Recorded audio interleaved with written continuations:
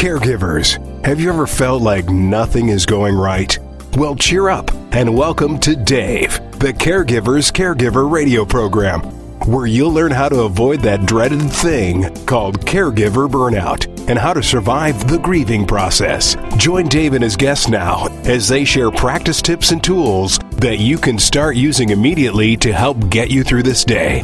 Now, here's your caregiver host, Dave Nassani. From Los Angeles and New York City, a big LA and Big Apple, welcome to all my listeners out there in Radio Land. I am Dave, the Caregiver's Caregiver at caregiverdavecom, along with my lovely co-host Adrienne Gruberg from the Caregiver Space. Say hello, Adrienne. Hello.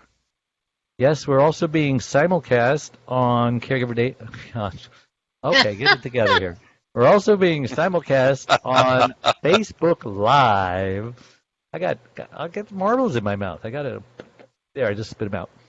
Okay, so anyway, we're coming to you Facebook Live on your site. And I am sharing it on Adrienne's site as well. But I'll do that after I... I'm just saying that you can get as many people as you want by saying that. Yes. Thank you very much. Coming to you live and on demand on 16 global audio-video platforms, including iTunes, YouTube, Spreaker, SoundCloud, Vimeo, Stitcher, Blog Talk Radio, Mixcloud, Listen Notes, Blueberry, Player FM, Podcast.com, VIP Internet Radio, Facebook Live, HealthyLife.net, and CaregiverDave.com. And we are proud to be voted number 2 podcast out of the top 6 Caregiver podcasts by Caring.com. And we have an exciting show planned for you today, don't we, Adrienne? Yes, we do. Dr. Bary Fleet is a psychologist in private practice, a university professor. That's why he's speaking from his classroom there, you'd notice, and a retired pastor of all things. He became a triathlete at 68. Oh, my God.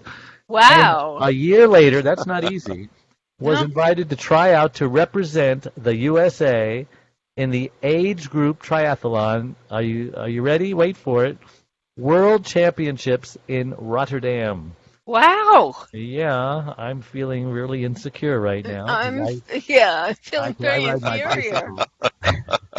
But before we get started, I want to take this moment to thank my last week's guest, Dr. Nathalie Beauchamp, is an Ottawa-based chiropractor, the author of a recently published book, Hack Your Health Habits, as well as the creator of the Hack Your Health Habits Mastery Program, an online health coaching program. She is also the host of the What the Hack podcast. Nathalie's mission is to help people achieve abundance in health, mind, and life. And a reminder, you can watch or listen to that interview and all our interviews on our membership website, caregiverdave.com, or any of the other 16 global and video networks that I mentioned earlier, like iTunes, YouTube, SoundCloud, etc. All right, enough of that. Particularly good. It was particularly good. And yes, all of our podcasts are excellent, but that one was particularly excellent. It was really interesting. Dr. Fleet, welcome to the show. I'm so excited to have you on. Thank you, Dave. It's nice to be here. Well, it's likewise. And why don't you take a minute or two and introduce yourself? I like to ask my guests just who is Dr. Bary Fleet and why was he put on this earth? That's a great question, and I'm still trying to figure that out. I've spent my life helping people, and I enjoy helping people feel good about who they are.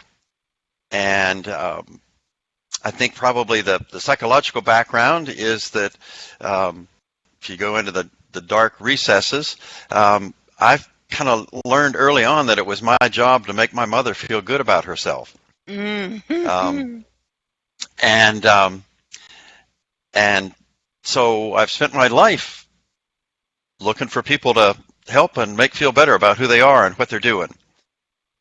And just realized in that triathlon event that it was time for me to start feeling good about who I am. And that sort of amped up my mission of being much more intentional instead of accidental about helping people connect with the inner magnificence that we all have. It gets covered up by life and lots of stuff, but it never goes away. It's always there. And my mission is to help people on two things. One is to help people know that it's there, to remember it, and to get in touch with it and live from it. What's interesting is when we were little kids, we knew we were magnificent. Everything we did, we thought the world ought to look. Hey, look at me. Look at what I am. Look at what I'm doing. But I don't know if you know, the average 2-year-old hears the word no 400 times a day. Now, what's the average 2-year-old doing? Being the average 2-year-old. They're just being themselves. And when you get told no 400 times a day, as opposed to being praised 12 times a day, you start to get the message that there must be something inherently wrong with me. And there isn't, but we start believing the lie. And so my mission is to help people remember that feeling of magnificence that we had when we were children, and to live from that place as adults. That might be a longer answer than you were looking for. No, I thought it was a good answer. What do you think? Yeah. I wanted to ask you about the importance of having a plan. What happens if you can no longer take care of your loved one? Yeah, so I have a very storied past. I have lots of different chapters, and one of the chapters in my life was to sell long-term health insurance. And what I realized when I was doing that, two things. One is I'm a lousy insurance salesman. The other thing is that a lot of us don't have a plan for the what-ifs in life. We don't want to think about the what-ifs. We don't want to think about the fact that we might end up being the caregiver for our spouse or our loved one, for our children, for our parents. And there's no plan, so we find ourselves in the midst of what feels like a crisis situation without a plan. And I think my son and I have a joke between us. It's better to have something and not to need it and not have it. And I think that's especially true with a plan for the what-ifs in life. And obviously we can't anticipate everything, but what if something should happen to me? Right now, my wife and I are both healthy. What if something should happen to one of us and be dependent on the other? That's we a have scary put thought. a plan in place for that. It is a scary thought, and that's why people don't want to think about it. Yeah, I wish I would have thought about that because it happened to me 22 years ago. And I was thinking about that, and now the what if is, what if something happens to you? What's the plan? Which you? Me, you, or Dave. you? I have a plan. So tell us about your plan. So my plan, because I was in the insurance business, is home health care. Mm-hmm. And that is, if something were to happen to me, I'm a few years older than my wife, and statistically, the odds are that at some point I may become dependent on her physically. Mm-hmm. And so we have insurance that will pay for somebody to come into the house to provide whatever care is necessary for me so that she doesn't have to take on that burden, that role. Burden is too heavy a word, although sometimes I know it feels burdensome. Yeah. Are you talking about long-term care? I'm talking about home health care. Long-term. Which it sounds like long-term care. So the official name. The difference, it is. Yeah, okay. Most people think of long-term care as nursing home care, and there are plans that will help you pay for nursing home cares. But this is home care. Uh-huh. So this is specifically to have people come into your home and do whatever needs to be done, whether you need a CNA, whether you need somebody to come in and do some cleaning, some housework, whether you just need somebody to come in and be a companion for a while. How old were you when you got it for yourself, and how much did it cost, and has it gone up? So I was 67 when I got it. Wow. And I'd have to go back and look. I Was think it affordable? It's very affordable. Very Really? affordable. Very Very affordable. affordable. Because long-term care is very expensive Mine at that is age. very Now, it's cheaper if you expensive. buy it when you're 50. Well, and again, I don't have nursing home care. Mm-hmm. So if I go into a nursing home, then That's a different story. Yeah. that's a different story.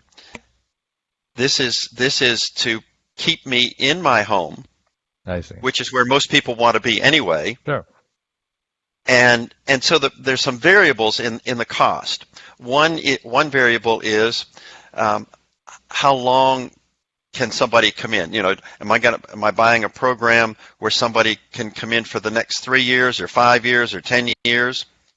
That will affect the cost. The other is how many hours of care a day am I going to be wanting access to? Yeah. What were your numbers for the affordable one that you picked up?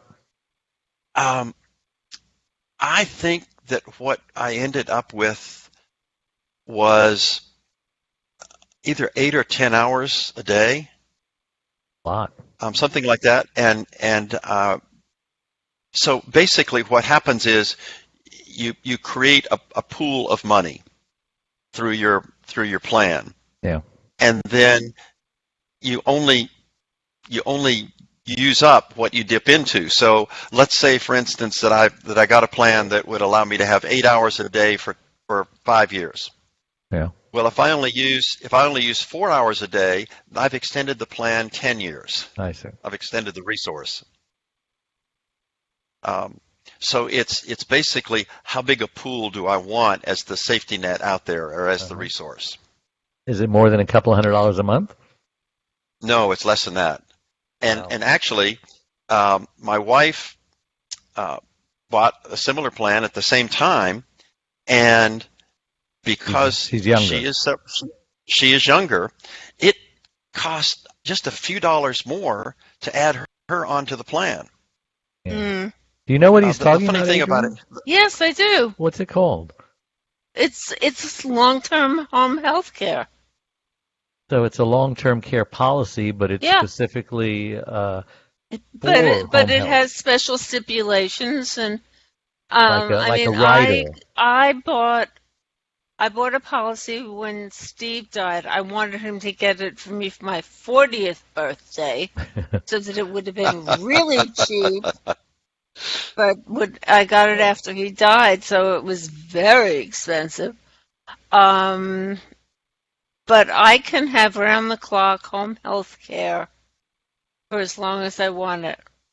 I need to look into mine, because if that's I wonderful. need a facility, but I'm That's still able wonderful. to stay at home and I can't be alone, I wonder if my plan will allow me to hire someone to come in. I need to look into that. I can hire anyone. In other words, if I wanted to hire my best friend, I could do that. All right, I'm calling my agent when I get off the phone here. and it's really great. I'm glad to hear that you have that. Yeah. Because if something were to happen to you, somebody could come in to take care of you and also take care of your wife at the same time through that door. So I have a plan. So you do have a plan. I didn't know I had a plan. I feel so much better. What you also need to understand, or what your listeners need to understand, is that you have to be healthy enough to get the plan. Yeah, so don't wait till it's too late. Right. One of the most painful visits I had as an insurance agent, got a call from a very wealthy attorney, and met him in his home, and he said that he had just found out the day before that his wife was diagnosed with Parkinson's, and he wanted to buy long-term care. And I said if he had called me 2 days ago, I could have worked with him. Right. But now it's not possible. Before the official diagnosis. Once you get that diagnosis. Exactly. Yeah. So don't go to the doctor until you get the plan. Exactly. Exactly. Well, let's talk about... That's what I see happen. Go ahead. No, I said that's one of the things that most people don't want to think about it until it's too late. Yeah, that's true. Once that they don't want to think about it until something has already happened, Mm. and then they're desperately trying to put something together, and you have so many more options when you put something together before you need it. Yeah. Well, let's talk about now the importance of having a support network. Apparently, your mother could have taken care of your dad, but explain about that. Well, sure. So my dad had dementia, Mm-hmm. and I watched as he declined. Now, they're living in Georgia. I'm living in Rhode Island, so I'm only there maybe That's a 3 or 4 schlep. times a year. A schlep. 3 or 4 times. It is. I'm there in That's a person Jewish schlep. 3 or 4 times a year. And I watched the toll that it was taking on my mother increasingly. Uh-huh. But because I came in 3-month intervals, I could see a change. As she was in it every day, she wasn't aware of the change, because every day was just like the day before. But I saw the first thing that happens with dementia, at some point, have to take the car keys away from my dad. Mm. So now there aren't 2 drivers. There's only 1 driver in the house, and then it becomes not safe to leave him at home alone. Right. For her to go out, and then there gets to a point where getting him out is physically difficult. Yeah. Because he's had a broken hip, and he gets confused, and he was a big guy, and my mom was a smaller woman. Is and he so violent physically, at all? There were times when he got close to being violent. He never hit her, but he would get very determined. I remember her telling me he would wake up 3 o'clock in the morning, determined to go to work, and he would get dressed, and he was going to work. Yeah. And so for her to keep him in the house, she had to physically sit down on the floor in front of the door, so that she could keep the door closed that way. But if she was standing up, he would just push her out of the way and be gone. Wow. And that's when in her case, we realized we needed to put deadbolt locks with keys, not with thumb locks, but with key locks. And then to hide the keys, so that even if he did get to the door, he couldn't get out.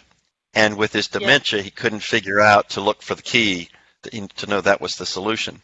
But that's a long way of saying that as my parents got increasingly limited to being in the house, the only way for my mother to be able to get out was to have somebody come in and stay with my dad. Mm-hmm. And sometimes that was somebody from their friend network. It might have been somebody that had worked with my dad years previously. Sometimes it was a neighbor. Sometimes it was somebody from the church. But there were people that my mother could call to come and give her time to get out and do the things that she needed to do for the two of them out in the world.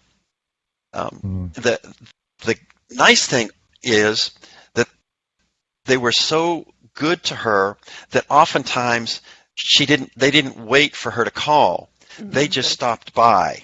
They took the initiative and said, "Hey, I'm here. I got a couple hours. Why don't you go do what you need to do? I'll sit with Dick, and he'll be fine." And some people would kill for that kind of 2-hour help, Yeah. Exactly. Not many Yes. people volunteer like that don't just show up. No. Yeah. All you need is a handful of them, and you got it made. That's right. And it's a tribute to my parents and the way they lived life, and the connections that they made, the relationships that they had before all of this happened. Yeah. But it was because of friends and neighbors and the church that my mother was able to keep my dad at home for as long as she could. Churches and synagogues are very, very important for support. They were the ones originally supposed to provide for the poor and the indigent and the needy and the orphans That's and right. the widows. Not welfare some and the of them government. still do. Some of them They still do. That's right. That's right. Well, listen, this is a good time for a break. Let's take a quick break, and we'll be right back, so don't go away. Dave Nassani, the Caregiver's Caregiver, has just released his 6th book entitled It's My Life Too. Reclaim your caregiver sanity by learning when to say yes and when to say no. It was specifically written for caregivers who know they should be putting their needs first, but just don't know how. Dave is the sole caregiver to his wife, Charlene, since 1996. He knows firsthand what caregivers are going through, because he is one. And he now speaks all across the country, offering caregivers his incredible caregiver support package. Even the airlines tell us that in the event of an emergency, to put your oxygen mask on first, before you help your child with their mask. They know that those who don't heed their advice often black out, thus becoming unable to help either themselves or their child. And caregivers are exactly the same way. It's My Life Too. Reclaim your caregiver sanity by learning when to say yes and when to say no. Will help caregivers who are neglecting their sleep, diet, and social life, and learn to put their needs first. Pick up your copy today, or buy one for your special caregiver. On sale everywhere, and at caregiverscaregiver.com. And we're back with Dr. Bary Fleet and my co-host Adrian Gruberg. And you brought up a good point. I just started thinking about it. I think it's sad. That hold on one second. Here, I think it's right. Antonio. He can't hear the show, so I'm letting him hear it on my phone. Otherwise, he'd be bored just hearing one side of the conversation, because I'm the boring part, So you mentioned that if I brought in home care for me, because I needed it now, but let's say my wife was still doing okay, but still needs the care that I would have normally provided her. You're saying they would care for like both of us, just because they're in the same house? Because the whoever is coming in is there to take care of your needs. The household. And one of your needs is her needs. So technically, she's kind of covered too. I gotta look into that, man. How come this is the first time I'm hearing about this, Adrian? I don't know. That's a good question. I never even thought about that. I wish I knew you when I was an insurance agent. Well, my insurance agent sold it to me. I got to talk to him. As like Ricky Ricardo would say, he's got some splaining to do. Splaining. Well, it sounds like he took good care of you. Well, I got the plan, so that's the good part about it. Yeah. Okay. Well, let's talk about the importance of having. Go ahead. I was just going to say it's a good thing to realize that obviously your wife cannot get that kind of coverage now, right? But you are obviously healthy enough to do that, and by taking care of yourself, that puts her under your umbrella of continuing care.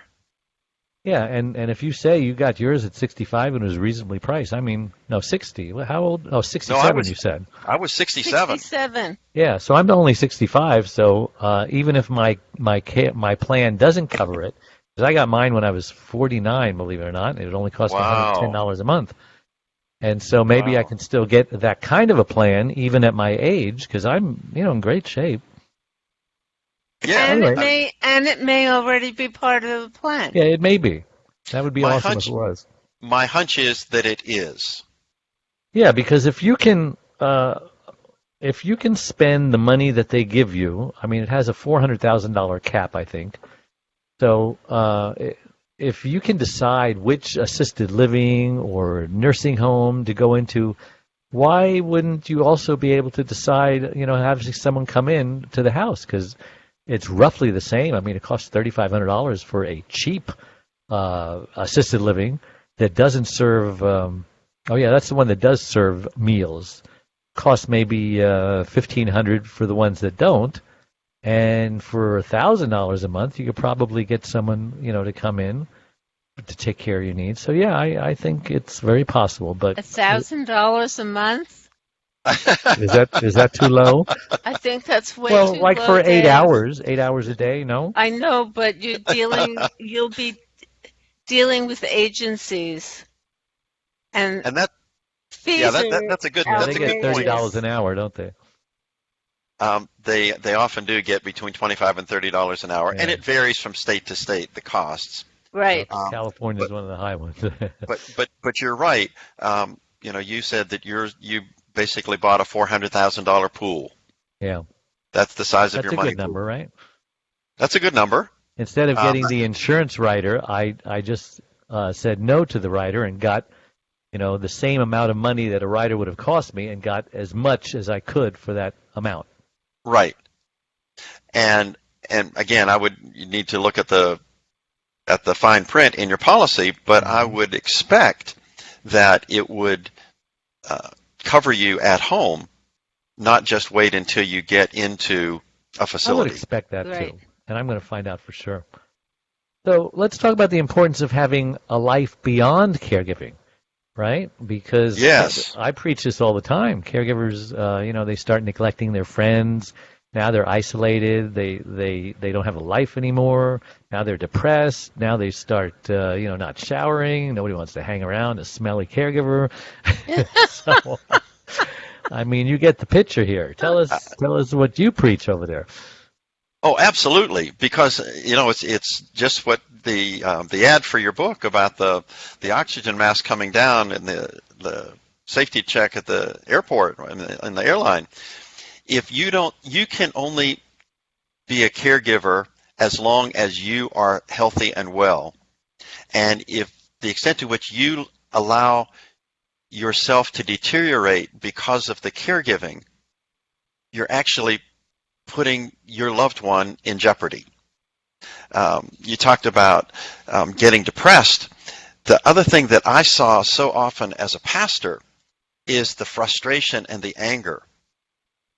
People's emotional bank account gets depleted, Hmm. and it gets frustrating, and it's exhausting dealing with dementia, dealing with somebody that has limited physical capabilities. And as you get emotionally depleted, then you start taking out that frustration on your loved one, and then that just creates a vicious cycle. Then you feel guilty for doing that, and then you just start beating yourself up, and then that makes you more frustrated. So I'm a big advocate of take care of yourself, and that's the biggest favor you can do to your loved one, is Yeah. to have a life beyond the caregiving, because Easier then said than done, though, isn't it? oh, It is. absolutely. Um, it is absolutely, like most things in life, easier said than done. But it's so important. And the important things are often difficult. But if your commitment is to being a good caregiver, one of the necessities is maintaining a life beyond the caregiving, whatever that is. Yeah. Um, Don't with neglect the hobbies, the interests. If you like to ride your bike, find somebody to ride a bike with once a week or twice a week, whatever it is. If you like to. Absolutely, I joined absolutely. Toastmasters. I started riding my bike, every, I think it's like twice a year in Mexico. I used to go with my buddy down to Mexico. We'd ride from Rosarito Beach to Ensenada. Oh, And how fun! How fun! some think that's dangerous, but that's part of the excitement, But It Of course. my but wife that's won't what let me do it now because I got into this bicycle accident because a car hit me. It wasn't my fault. And I broke my ankle and I limped for 2 years now. She's and your very ankle hesitant to let me go. your ankle doesn't care whose fault it was. No. No. Besides, she told me not to go out that particular day because the sun had gone down. It was dark. Even though I had 3 lights on me, Yeah, people don't see bikes. yep, But that's right. if I would have only listened to her, I could have avoided so much pain. And she never let me forget it. I'm part of the ongoing pain.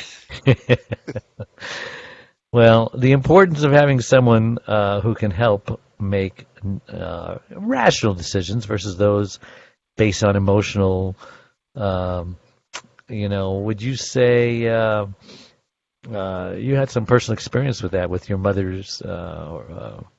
Yeah, I did. Somebody broke their hip. Was that your mother, your father? It was my dad. It was my Okay. dad. But back up a little bit. When I did get into the insurance business for a while, I realized that my parents didn't have a plan. Mm-hmm. So we sat down one night and I said, we're going to have a conversation that none of us want to have, but we're going to have it once and then we won't need to have it anymore. And we talked about what they wanted for their funerals, how they wanted all of that handled, and got all of those details all written down, so that that's all there. And when the time came, it was easy to just pull out a piece of paper, and now we're not guessing what anybody wanted. Right. But I forgot the question, Dave. I've sidetracked myself. Well, you were talking about advanced directives there for the moment. So as a part of that, I had them name me as the power of attorney for healthcare. Right. The decision maker. The decision maker. And usually what couples will do is they will make their spouse the decision maker. Mm-hmm. And then if something happens to the two of them, it's a mess. At the same time. So I had the power of the decision maker. My dad broke his hip 2 different occasions. Once he broke his femur, once he broke his hip. But his dementia was advancing this whole time. After the second time, the second break, he was in rehab, and I was watching the toll that it was taking on my mother, trying to take care of him. And they were talking about discharging him. And I knew that they were discharging him from rehab. Mm-hmm. My mother assumed they were discharging him back home. And I knew that it wasn't safe for him to go back home and have her try to provide 24-hour care for him. Yeah. So I set it up so that, and I kept telling my mother, I'm not sure that they're really discharging him from, to go home. They're just saying your time in rehab is done. Mm-hmm. Because with rehab, you're limited to 90 days or as long as you're making progress. Once you stop making progress in the rehab, you're discharged from the Medicare program or for Medicaid. So I arranged a conference call so that I could be vocally present at the discharge meeting. Mm-hmm. Yeah. And once the meeting was over, I asked everybody there, I said, I want to go around the table and said, I want you in your capacity, do you think it is safe for him to go back home? And everyone, one by one, they all said no, no, no, no. And I said, he was there listening? No, he was not there. My mother was there. Nice. And one of my sisters was there. And we had already set it up to be sort of good cop, bad cop. Right. And I told my sister how it was going to go down. Mm-hmm. And I said, after the phone conversation is over, you can talk about what a miserable, insensitive brother you have. But this is how it's going to go. And so I said that he was going to be discharged to a nursing home facility. And my mother got up. As soon as I said that, she got up. She slammed the door so hard, people in the building thought a bomb had gone off somewhere. Oh. And she went for days without speaking to me. She was so angry. But after about 10 days or so, she thanked me because she realized it was a decision she could never have made.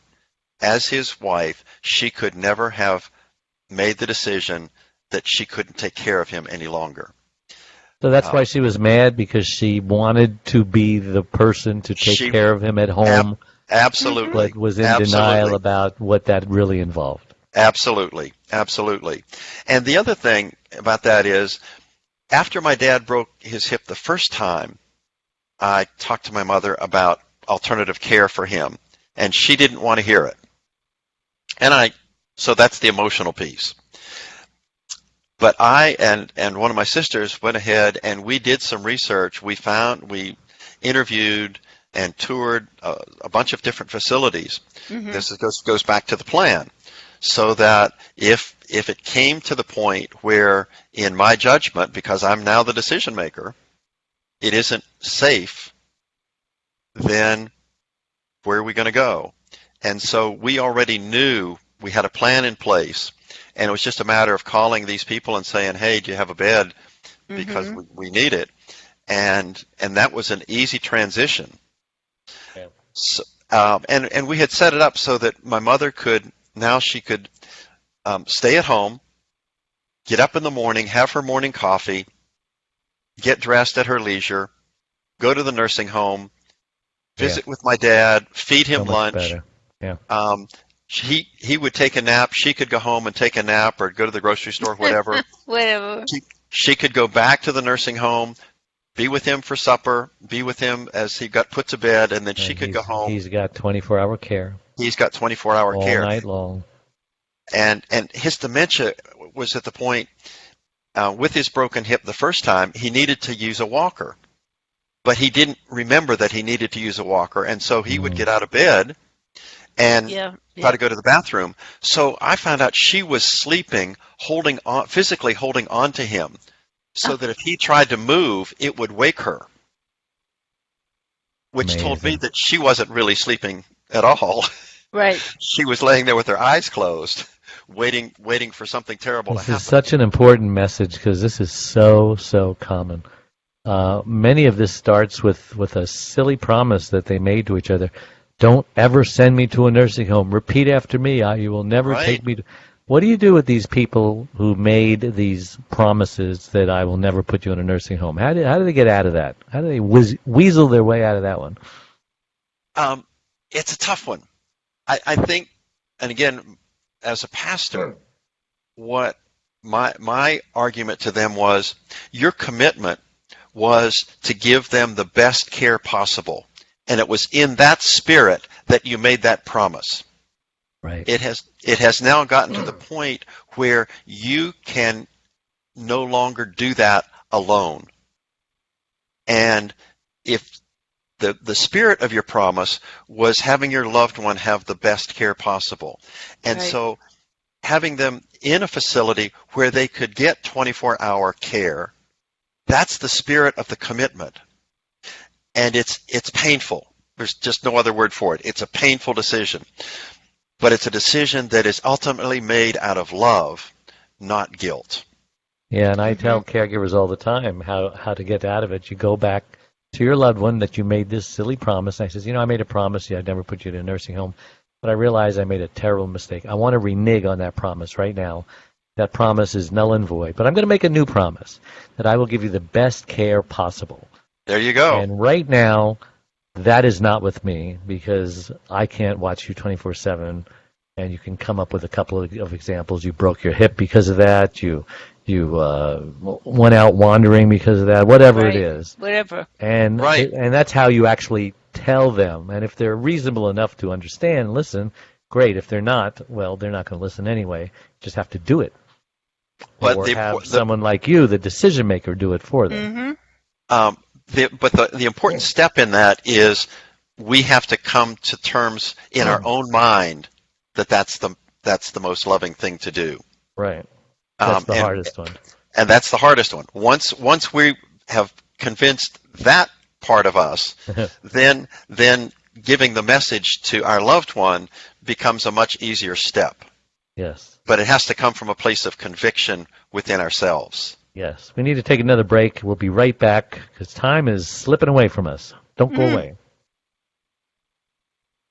We are a community of caregivers that understands and supports you wherever you are in your journey. We are a place to connect with other caregivers, but more importantly, a place to get practical, actionable help. There are lots of ways for you to get support. First of all, you can download our Welcome Pack. This will get you started on your Thrive journey. Next, you can ask and get answers to your questions by posting them here in our private Facebook groups. You can also get live online support by attending one of our live weekly Connect webinars. You can get practical, actionable advice by listening to our weekly podcast.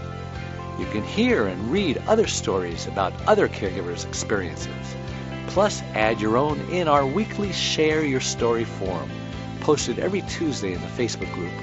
You can access essential resources and download practical Thrive Solutions packs, all of which are geared to help you thrive as a caregiver. You get lifetime access to all of our resources. Again, we're here to support you and help you thrive and to enjoy your life as a caregiver. And remember, this is a place to get hope, not just cope. And we're back with Dr. Bary Fleet and my beautiful co-host, Adrienne Gruberg of the Caregiver Space. 165,000 strong. God bless her. When I grow up, I want to be just like her. We all need role models. Yes, we all need role models. Well, yeah, the importance of being off the clock. That's what we're talking about. How about the importance of just asking for help? You know, I cut my thumb off, almost cut it off, down to the ligament, down to the bone, because I was using my skill saw, which I know how to use. Been using one for decades. But it was a long piece of molding, and for some reason, I didn't want to bother someone to hold the other end.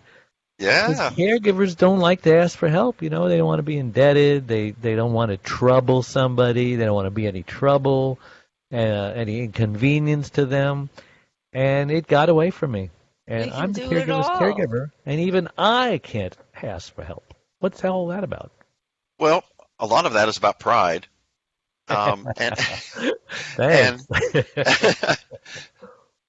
for some of us, and I say us, we like to think we can do everything ourselves. Absolutely. And that just whether it's cutting a piece of molding with a skill saw or taking care of our loved one. Isn't that what the 2-year-old says? Do it myself. That's exactly right. That's exactly right. And we take great pride in being able to do everything ourselves. Yes. Yes. But think about times when somebody asked you to do you a favor. Yeah. And how you felt. Drop everything. How you felt being asked, and how you felt knowing that you made a difference in somebody else's life, that you made life easier for them in whatever way it was. And so the decision to be needed is a great need that most people have. The need to be needed. It's a gift that we aren't giving. Instead of thinking of it as our neediness, this is an opportunity for us to give a gift to somebody else and let them feel good about helping us. Because there are lots of folks out there that would love to be needed. And tell me about they're just waiting for somebody to say, "Hey, can you help out?" And what about knowing your limits? Yeah, so that's a tough one. You knew better about holding that piece of molding, didn't you? Or did you? I did know better. I know what I'm doing. I'm a fix-it man. You know, I'm a jack of all trades, master of all. Absolutely. You're my brother. It's a curse. It's the curse of masculinity. So your mother would give your dad the meds that she thought that he needed. Yeah, and that's where what? Those of us that like to be in control, she would observe him, and she would decide, well, he doesn't need the antidepressant today. Where did she get her medical degree from? Exactly. Funny story about that. After my dad made his transition, I sensed that my mother was really depressed for lots of reasons, understandably so. And I had her talk to her primary care about her depression, and he prescribed medication for her. And so a couple of months later, I ask her, I say, Mom, how's that going with the antidepressant? She said, Bary, it's great. She said, when I get up in the morning, if I feel depressed, I take an antidepressant and I feel great during the day. And I said, Mom, that's not how it works. And with great sincerity, she looked at me, she said, Bary, that's how it works for me. But take a placebo. It's a wonderful testimony to the placebo effect. That's how it worked for her. But that's how she would think about my dad, and she got her medical degree the same place you got yours. But it's hard. I think it comes from a place of helplessness and powerlessness, and we're trying to do something to make the situation better. And a lot of the choices we make aren't wise ones. But we want to. It's hard to feel helpless and do nothing. And it's a way to take or to feel like we're controlling something in the process. Yeah, you're talking about all the stuff we talk about, to make caregivers put their needs first, and instead of whenever I ride my bike, riding up a big steep hill, sometimes it gets a little depressing, looking at the top of the hill, seeing how much further I have to go, and I'm getting tired. Yeah. So I've learned to just look behind me and see how far I've come, and I said, "Wow, I did pretty good. I've come further than I need to go," and so it just gives me a second win. And caregivers need to do that too. Absolutely. Absolutely. Let's talk about your book. What is your book all about? And the title, Move Into Your Magnificence. Explain. So as I said at the beginning of the show, my contention is as a psychologist and also as a pastor. As a psychologist, I come from the positive psychology field, the humanist perspective that says that we all have something magnificent inside of us that is just part of being human. And it gets covered up. I talked about the 2-year-old. In my book, I tell a couple of stories. When I was in second grade, the short story is my school burned down. I was a kid who loved to go to school. I couldn't wait to go to school. And I would be offended when my teacher would not assign homework, because I knew the way you learn is by doing homework. And I'd go home and sit in front of guys like you. Well, that's okay. But I would go home and sit in front of my little chalkboard, and I would make up homework for myself to do. That's all right. But one day, one evening, the school caught fire and burned, and it was a small I bet community. That depressed you. No, what happened, I was standing there watching the school burn, and I didn't realize it until it was called to my attention. But the big kids, that's like the 3rd and 4th graders, came up to me and said, Bary, why are you crying? And that's when I realized there were those silent tears that were coming down my cheeks. And with the deepest sincerity, I looked at them, I said, we're not going to have school tomorrow. and they all laughed at me. But I realized years of therapy later that I made a decision that day as a little 6-year-old. Don't ever let anybody know how you really feel, because if you do, they'll laugh at you. I see. And I put a barrier up. And I share all of this in my TED Talk. You can go to my website, drbaryfleet.com, and watch my TED Talk, Move Into Your Magnificence. I saw that. I use the analogy of a geode, that on the outside, a geode looks like a rock. But to a geologist, they know that if you break that open, on the inside, they're beautiful crystals. Oh. And that's how a lot of us are. We're going through the world with our layers of protection, and we look like ordinary rocks. But if anybody can break in to the center, to the core of us, there's beautiful stuff there. There's magnificent stuff.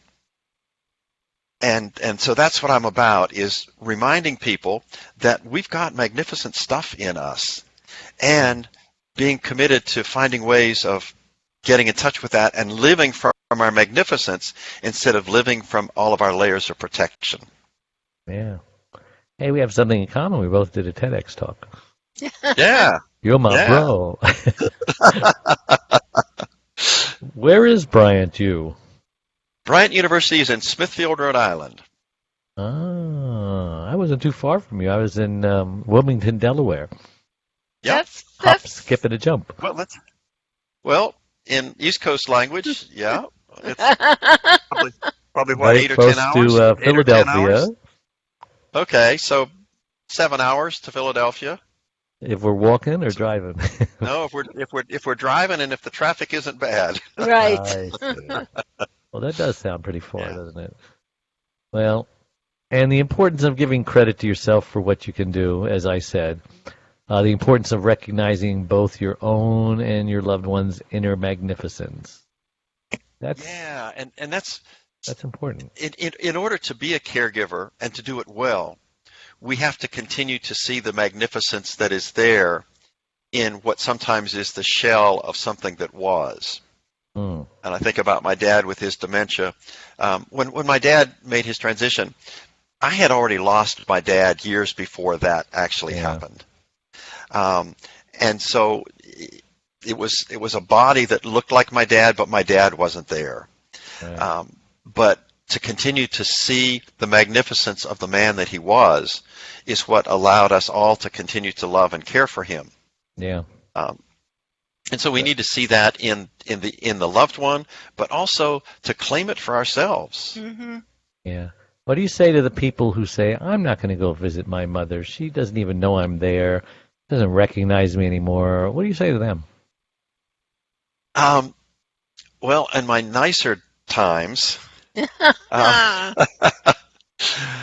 ask them what they're afraid of. Because my experience is that the reason that they're not going is because of what happens to them emotionally when they do go. Absolutely. They have trouble with the emotions that get stirred up, and so they rationalize staying away. But what I know is that somewhere inside them, they don't feel good about the decision they're making. And I want people to make decisions they feel good about. And oftentimes when I can get people to identify the fear, and we can kind of take that off the table and realize that the person that they love may not know, but we don't know what they know. We just have our perception. Yeah. And who's to say what they know?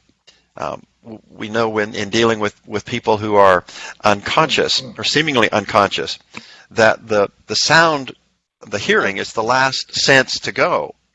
And so even though they might not be able to physically respond, they can still hear the voice and hear the message and know that we're there.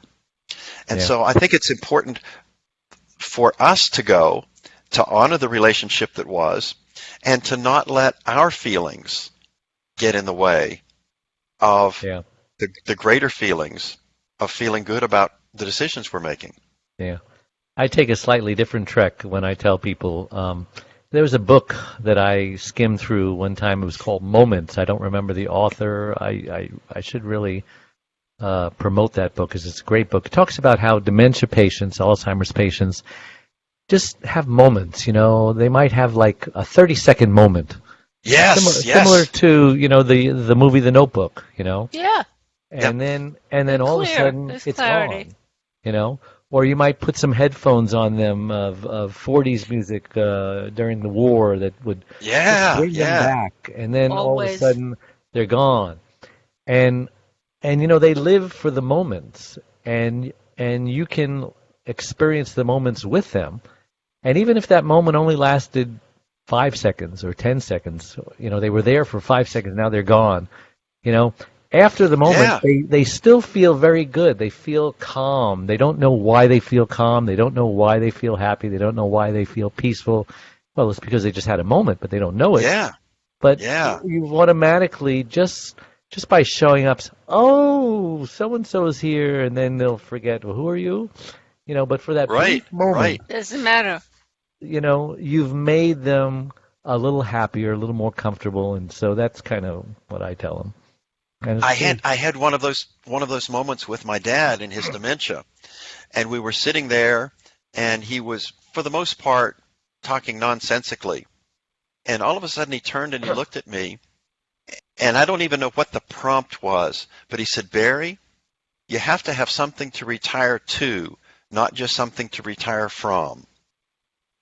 And this was a man who took early retirement, and that was the beginning of his dementia. Now, whether that was coincidence or not, I don't know. But he recognized, some part of him recognized that when he retired to nothing, his life started to go downhill. But I have that gem that will stay with me forever, and that I share with other people. And it came out of that cloudy dementia. There was that moment of wisdom. Well, I can't believe, again, how fast time flies when you're having fun. People say, oh, you got an hour interview. That takes so long. I says, no, it goes actually pretty fast. Very, very fast. I looked at the clock, and I couldn't believe how quickly this had gone. Time flies when you're having fun. So how do you get a hold of you, Doctor, and you want somebody wants your book? I know they've got to wait. When is it coming out? Coming out late summer. It's called. About the time my book is coming out too, my fourth book. We got something else in common. We'll launch them together. So you have a website, you have email. Bary. It's Bary with one R, Bary, at drbaryfleet.com. Is out it DR? Or DR. Yeah, DR. DR. No, Bary, period. FLEET. I found out I wanted to. My initial website was baryfleet.com, but most people spell Bary with two R's, and if you go to Bary Fleet with two R's, you go to a trucking company. So that wasn't helpful for me. So it's Doctor with DR. Did you purchase the domain of Doctor with the two R's just for those who make a mistake? I did. Attaboy. I did. Attaboy. I have so many websites protecting so many domains, protecting so many domains. Yes, crazy. It feels crazy sometimes, but we do what we got to do. Adrian, how do we get a hold of you? It's Adrian at thecaregiverspace.org, and it's the Caregiver Space on Facebook, and thecaregiverspace.org for the website. Yes, Adrian has amazing chat rooms. Is that what I call them, chat rooms? Mm-hmm. For different kinds of caregivers, daughters, sons, spouses, LBGT, after caregiving's over, and so on. Great place to get chats and stuff. I'm at caregiverdave.com, your one-stop shopping. We have 3 free gifts for you. Just go there, check it out, no obligation. Click the send my free gifts, and we also have a membership website that you can sign up for. I always say to the people who love caregivers, send a caregiver or go to our website and buy them a membership, and you'll be probably saving their lives. A third of the population are caregivers, and strangely enough, a third of caregivers actually die before their loved ones do. So we're really giving the gift of life. Anyway, all my listeners out there, thank you so much for tuning in. Dr. Fleet, Adrian, and we'll see you all next week. Thanks. Dave, this Bye-bye. has been delightful. Thank you. It has been delightful. We should do it again sometime. I'd like that. All right. Thank you so much. Bye-bye. Bye. Bye.